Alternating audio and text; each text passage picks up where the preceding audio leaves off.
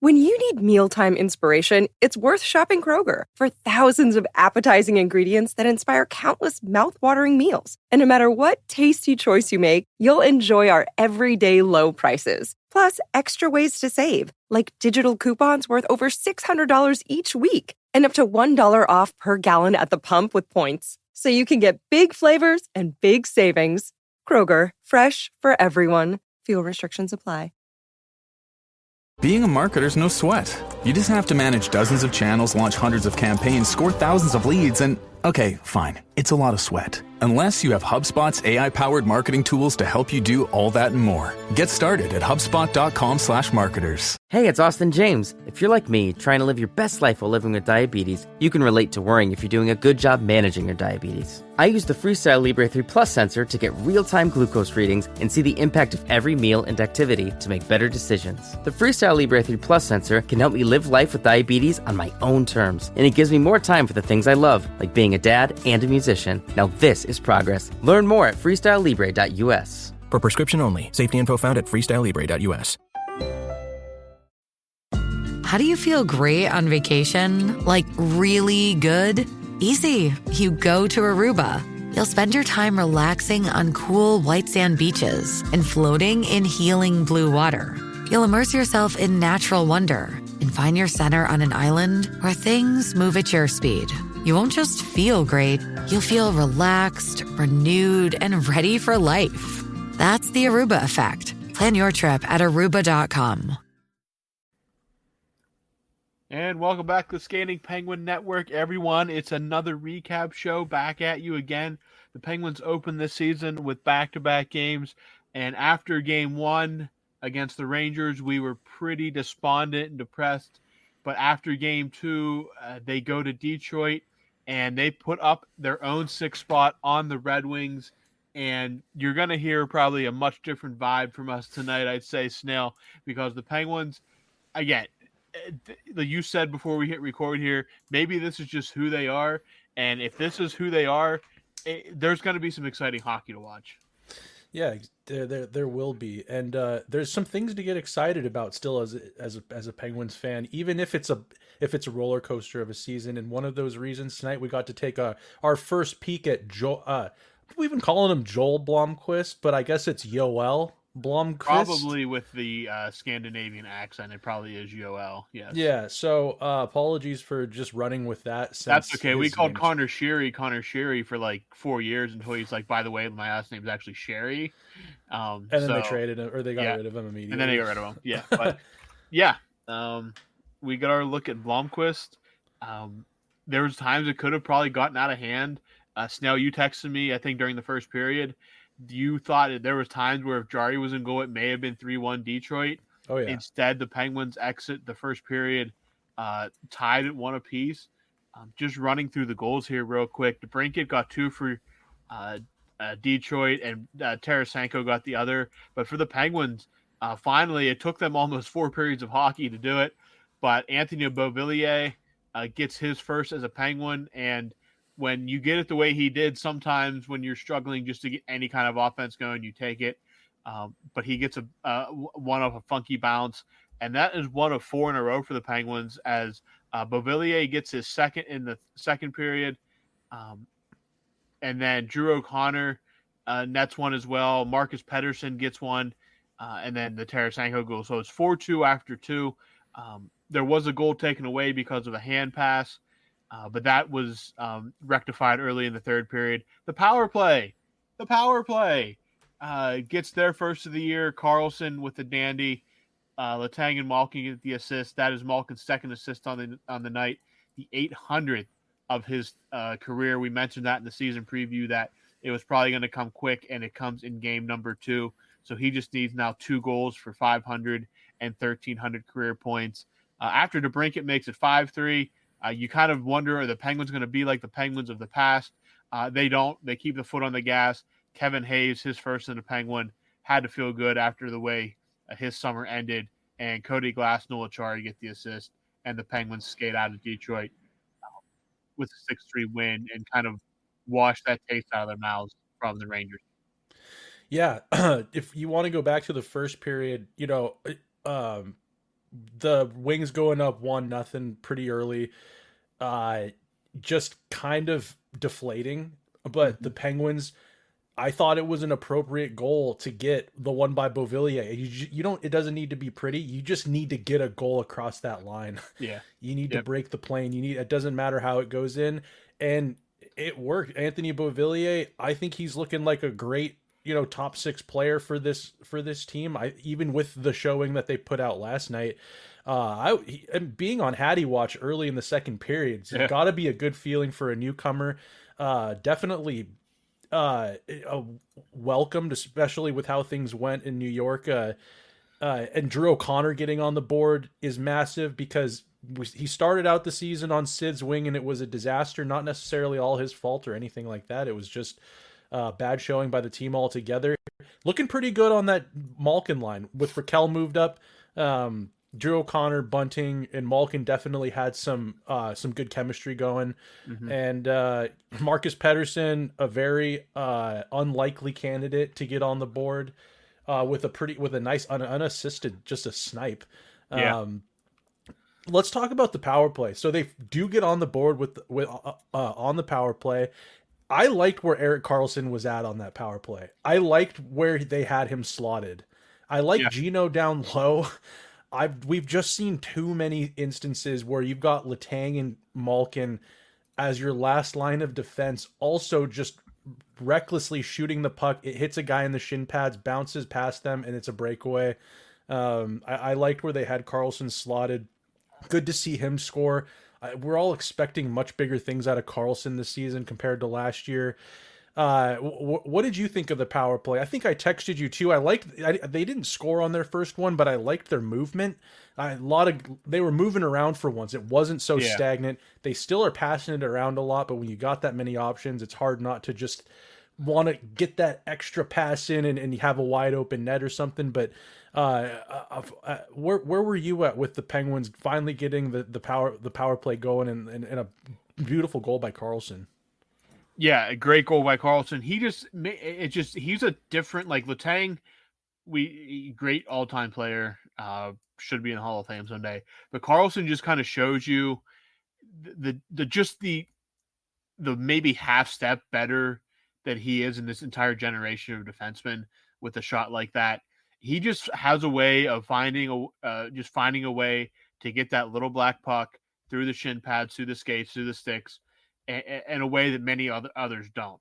He does it not even just shooting with that slap pass he has with Crosby, just a way to get that puck through. It's just a different skill that really you can't teach. That's just something natural that comes. Very few have it like he does.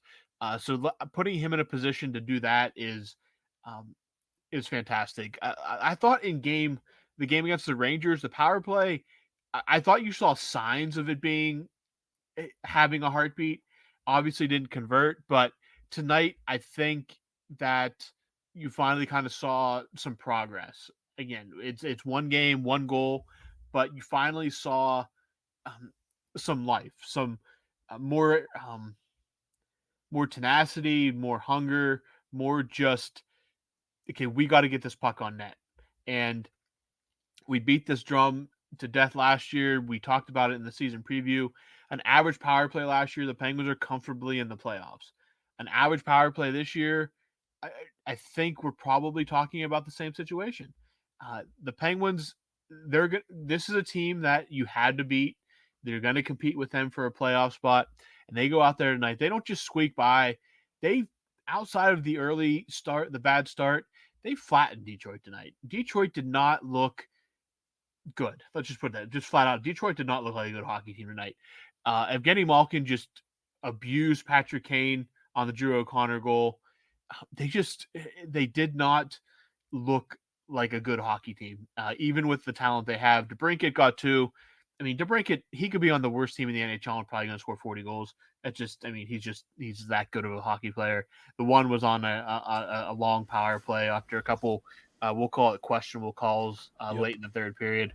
But the Penguins, you go out there tonight, you could have easily hung your heads, but whatever was said in the locker room or on the flight or whenever, they picked their heads up, put their skates back on, Go out there, take care of business. And they did a really good job of also, I don't want to say he had 32 shots against, but I thought they did a pretty good job of protecting the rookie Blomqvist in his NHL debut. Yeah, and to that point, like I think Rupper broke it down on an intermission, and I thought he said it very simply and very well. And I wish that it was my original thought, but just to kind of parrot what he said was that when you get goaltending, when you're getting peppered or you're getting shelled or the game is run and gun, and you get, his word was goaltending. I'm going to say average goaltending. If you get average to decent goaltending to withstand those waves, the Penguins can score too. So when you get those opportunities and you capitalize on them, you end up with a game like this, which I think is kind of the Penguins style. That they try to be a quicker team. I know that it's tough saying that they've been like the laughing stock of the league as far as their age for a while now. They're not as fast as they were, but they are a quick thinking team. They're a quick first pass, stretching the ice, and they try to establish a forecheck and get in there and get down low.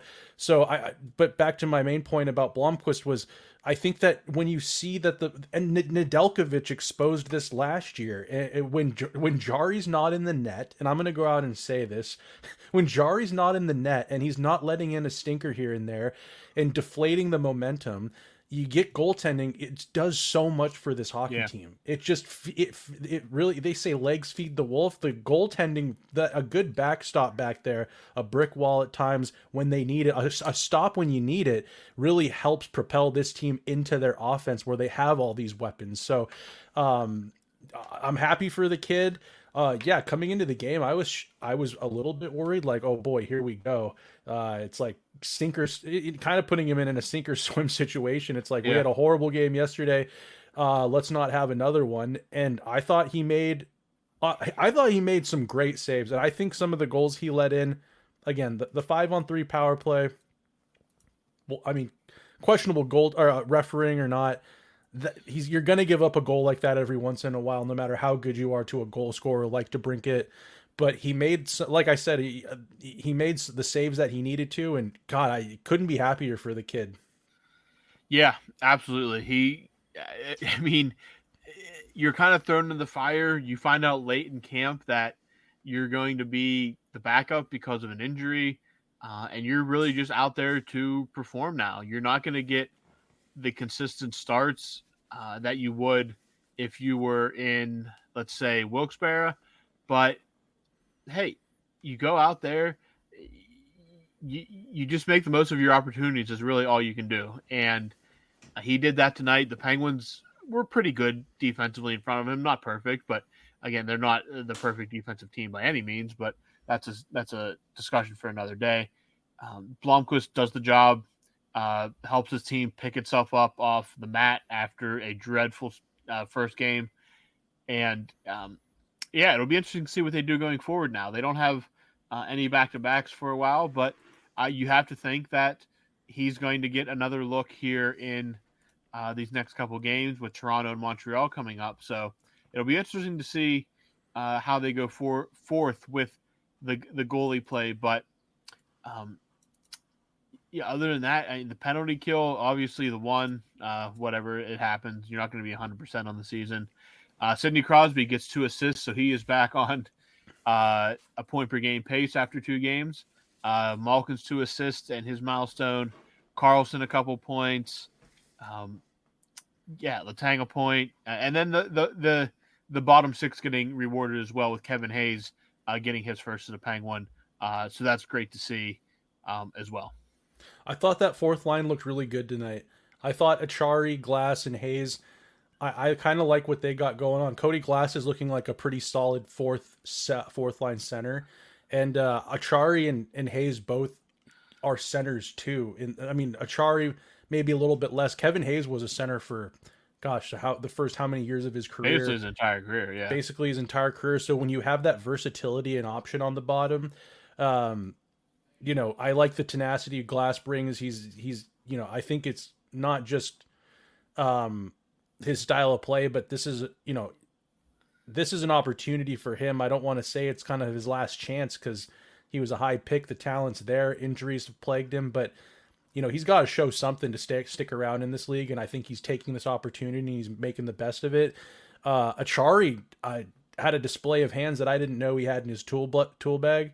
Yeah. And Hayes with that goal in close. I mean, I like Hayes. Hayes has a place on this team. I know that people kind of give him some shit for just the way he's kind of bounced around. I think this is his third team in 3 years.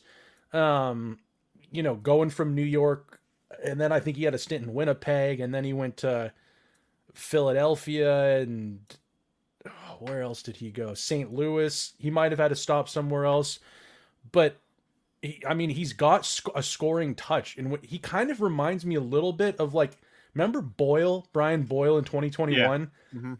I feel like he's kind of this year's Brian Boyle, obviously younger with a little bit more scoring touch. Good for the room, Boston guy. Good for the room. I like that there's a goofball on the team and somebody who, has some character. He has something else to contribute aside from his play on the ice. So I like the fourth line tonight, and the third line kind of kept things rolling over from last game. I don't think they got nothing on the board from them, but I thought that Rutger McGroarty looked like he was also settling in a little bit more. I saw him out there a little bit more physicality, kind of what we more expected out of him. His folks were in the building tonight. I thought, what do you think of the third line? Rutger, Eller, and Puljujarvi kind of just rolled things over.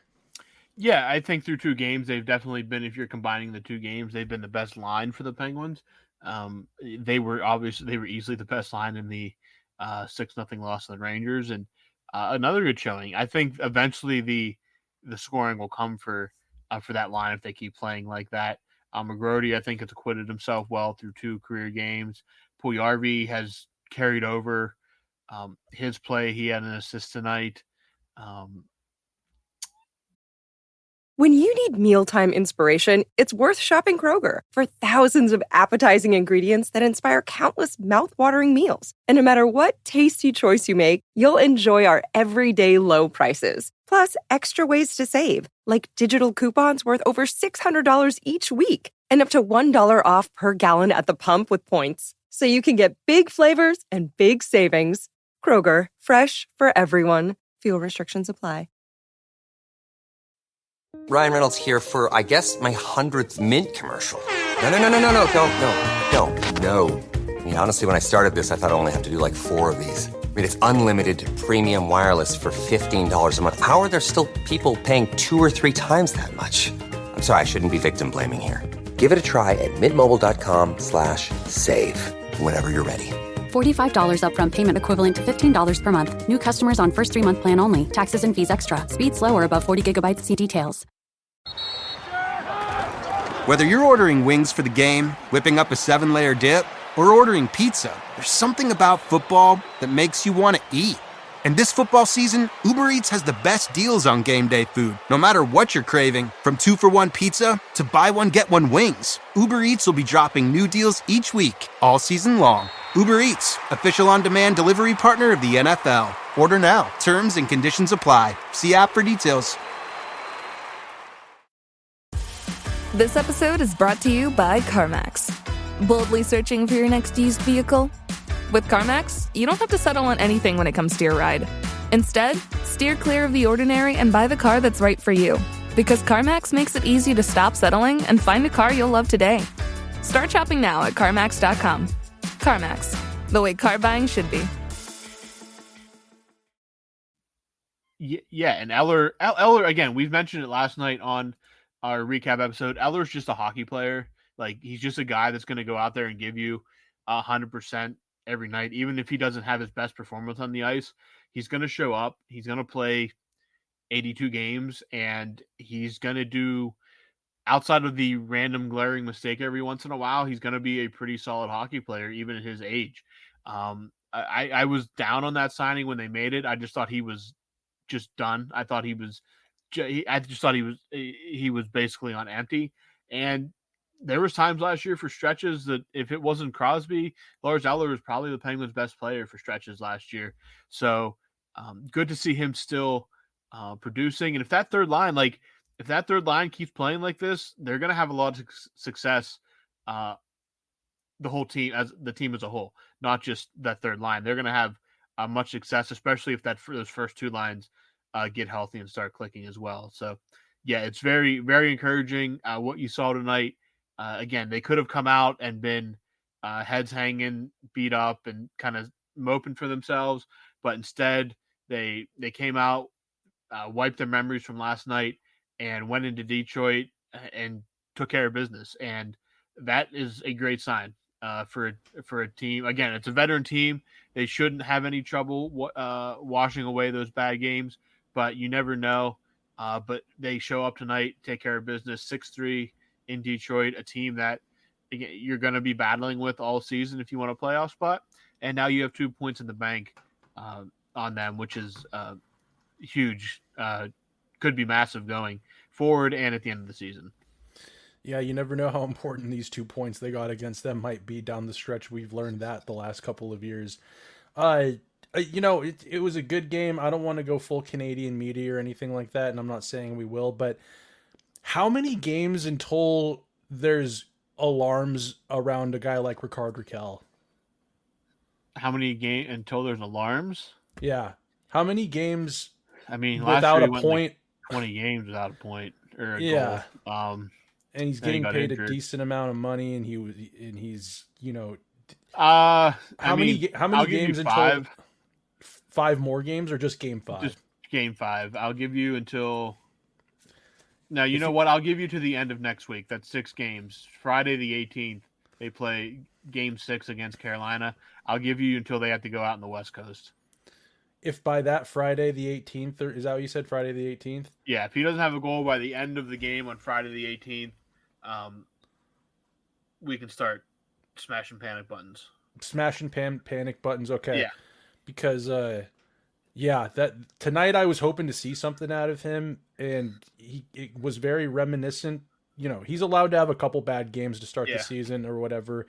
But he's somebody that I think we've talked about it before, like, dude, he's going to be a reason that the Penguins make the playoffs. I think maybe it's more my expectations, because my bold prediction with you and Hunter was he was going to have 31 goals and 60 plus points this year. Yeah. So yeah, he can't start too slow if you want that prediction to come right, because that's 60 points. That's about 0.75 points a game. So you can't start super slow if you want that to come to fruition. So he definitely needs to get on the horse. But again, he was the only guy last night that was not on the ice for a goal against, that should almost count as a point. That should almost count as a point, because that's so remarkable when you go up 6 goals. But no, they go out and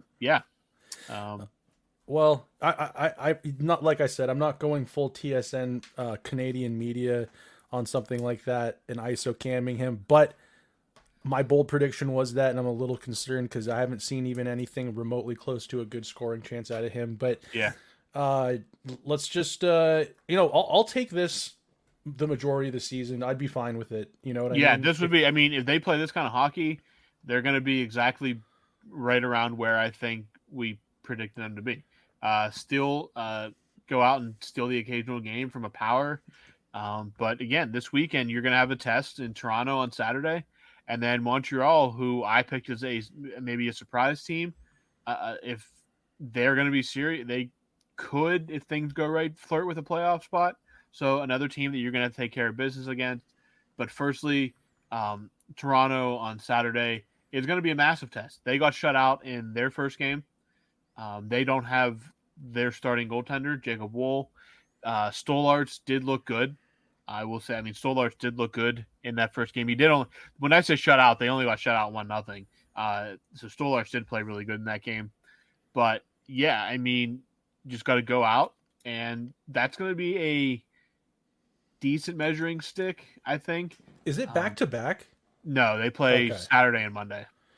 Who starts in net in Toronto? Okay, who do you want to start, and who is starting? I would go Jari on Saturday and Blomqvist on Monday. Okay. That's just I you can't after the game Jari had, you can't just start giving starts to a rookie, but you have to get him back on the ice. Oh, I would. If I have to get him back on the ice. I mean, you remember how the season ended last year. You have to find a way to get him back on the ice. You don't want to mess with what little confidence he may have at this point. So you want to try to get him back on the ice. Again, Toronto's not the ideal team to do it against because they have a bunch of scores, but I think you have to get him back in net sooner rather than later. And for a rookie, Montreal, yeah, it's a madhouse, but in terms of talent you're going up against, I think is another nice way to ease Blomqvist kind of into a NHL situation. You know what I would do is I would put Jari on waivers with the purpose of reassignment to the AHL. I think he needs to see some action down in the AHL, and I'm calling up Murashov. And oh boy, and I'm putting Blomqvist back in the net in Toronto, and then Murashov in the net in what do they call the Bell Center? Yeah, Bell Center. Yep. That's what I'd be doing if I was. I would probably get shut down by Dubas if I was the coach. You probably would. But that is what I would present to him. I'd be like, I cannot. It's early. It's the third game of the season, but I cannot put him back out there with the likes of Willie Nylander, Austin Matthews, Mitch Marner. That's Nick Robertson. He can snipe.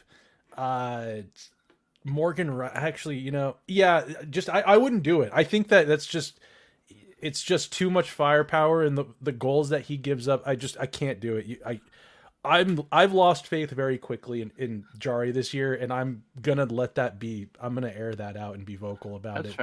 That's fair. But then, God, if they put him in net, I get what you mean though. Like they can't. I know that they realistically can't just say like, Jari, like you get one game this season, and then you're already in the doghouse. Like you got to give him an opportunity. But if they put him back in that crease and he goes to Toronto and he gets shelled for another 5 spot or a 6 spot, then we're having very serious conversations, I think. That's where I think that that crazy talk of maybe seeing him go down to the AHL for some reassignment, go get your head straight down there. I mean, if you go out and let's say they lose 2-1, that's a complete. If they lose, that's fine. A different story. If they lose 2-1 and he stops 35 of 37 like that, that's a completely different story. I agree. If he goes out there and he's a gas can. Yeah, and he gives up 5 in the first 2 periods, and it's just this team is not built to erase big leads. This is not 5 or 6 years ago where if they went down 2-0, you felt like, okay, they have the horses to come back. Those horses are much older now. The bottom 6 is not as good as those bottom 6s were.